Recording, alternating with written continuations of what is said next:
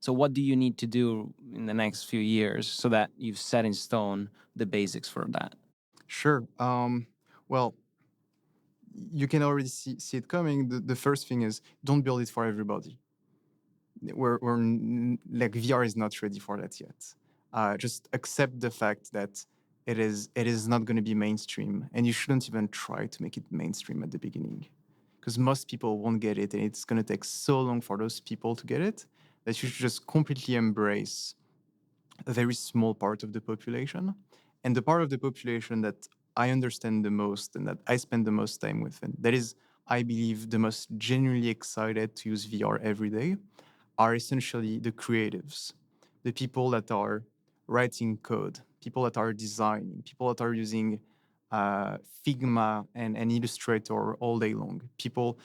Those people understand how, if they were given a much more powerful tool, like you can put it on and be in a place where for 2 hours you have pure focus, you have superhuman tools, or maybe you're completely alone, or maybe you're surrounded with other creative people and it's your opportunity to meet other like-minded people.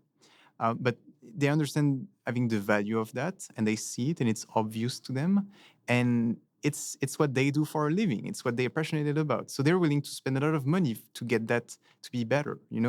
Some of my friends are 3D artists, and they started using VR to do 3D modeling. And when they experienced how life changing this experience was, the only thing they kept asking me is when are we going to see better VR headsets? Because when I put this thing on and I decide to spend the next hour and a half designing something, I feel like I have superpowers compared to being on my laptop. And those people genuinely care. Those people are builders, and those people, if incentivized correctly, will bring some of the things they build into our ecosystem. And you Mm. get this flywheel where you attract creatives, and those creatives create great stuff that attracts more creatives.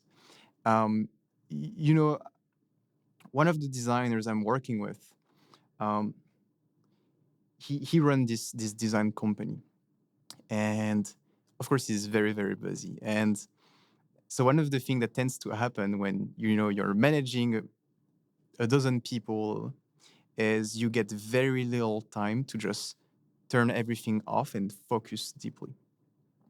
And the thing that he started doing is maybe once a day, he's gonna start playing tabletop tennis in VR or ping pong, and just put on a podcast and just plays ping pong for like 40, 45 minutes just in VR. And just like a moment for him to escape and sort of be alone with his thought and sort of um, you know let the moment sink in and sort of disconnect from the rest. And it's super important to him and the way he thinks, and to get rest, right? And I sort of do something a little bit similar. Very often during the week, I have my little ritual where, um, when I feel very, very excited, but I have a hard time sort of focusing my thought, or maybe I'm lacking. I'm in a moment where I feel like, I need a little bit of inspiration. One of the things that I do is I grab my VR headset, I put it on, I go in this black room, completely black. I look around me, there is nothing except this gigantic display, and it plays the opening sequence of the movie Akira. And I just sit there, and I'm in the complete dark, and I just see in this gigantic display in front of me the movie Akira. And that's my moment to get inspired. That's my moment to refocus and be inspired and be impressed. And I do that for maybe like 25 minutes. Then I put off the headset, and I can go back to my daily life. That little ritual of myself, it helps me brings balance to my life. It helps me have those moments of